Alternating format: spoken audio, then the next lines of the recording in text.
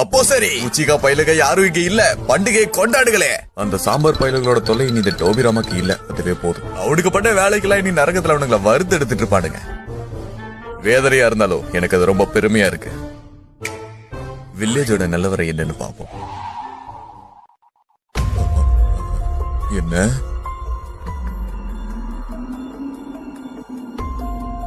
என்ன இழவிது?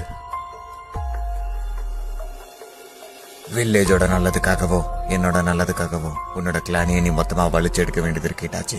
தெரியும், நீ மூடு. உச்சிகா பயிலுக சாவ போறானுங்களா? டான்ஸோ எவ்வளவு மோசமானவனா? இது மட்டும் முன்னாடியே தெரிஞ்சிருந்தா இருசன் அப்பவே லாடம் கட்டிட்டு உன்ன முன்னாடியே ஹொக்கா கேக்கிருப்பேன் டான்ஸோ.